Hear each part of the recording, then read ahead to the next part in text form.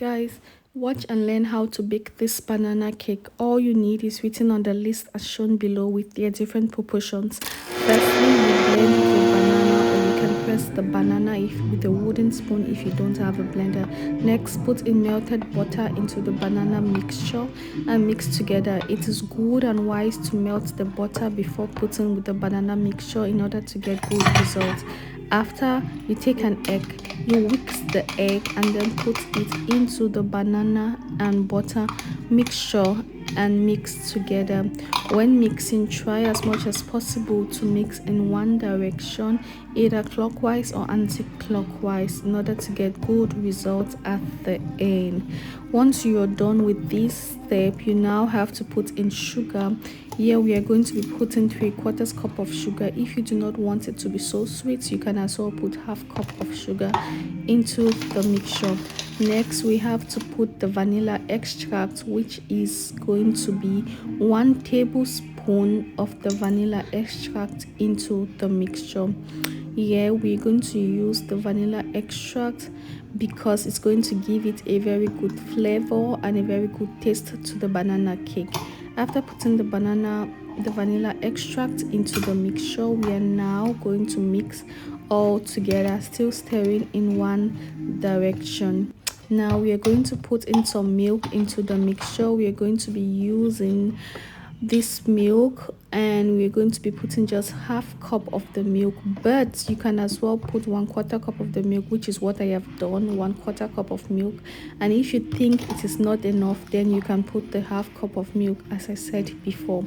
Now pour into the mixture and still stir in one direction. We are now going to be putting in our baking soda into the mixture. You need to put 1 tablespoon of the baking soda, but 1 sachet of this baking soda I am using is equivalent to 1 teaspoon, so 2 teaspoons make 1 tablespoon. Definitely means I'm going to be putting 2 sachets of the baking soda, so 2 sachets of the baking soda, it's going to be equivalent to 1 tablespoon of baking soda. Now put in 1/8 tablespoon of salt. Because I'm cooking for the house and baking for the house, I get to use my fingers, but if you're baking professionally, then please put the salt with a tablespoon. Now we have to put in the flour into the mixture.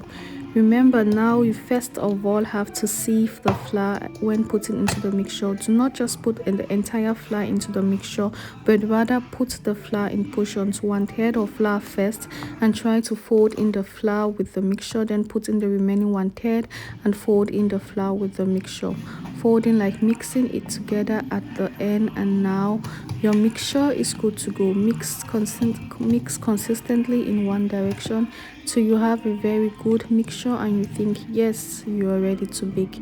Now take in your baking pan or your cake pan and grease with butter, and now you can now pour your cake mixture into the baking pan. You can as well grease your cake pan with oil if you do not have more butter at home. Now pour the cake mixture into the baking pan. Remember, the oven has to be preheated. It means while we are doing all of this, our oven is getting hot. We now have to put in the cake mixture, that is the baking pan, into the oven. The oven is set at 175 degrees centigrade. We place the cake and then we check after 1 hour how the cake is doing. After 1 hour, we check now with the toothpick. Insert the toothpick into the cake, and if the toothpick comes out dry, it means the cake is ready. And yes, it's ready. Okay, now it's ready to be eaten. It looks really delicious. This was Wise Talk with Yvette. Hope you enjoyed baking. Thank you for watching.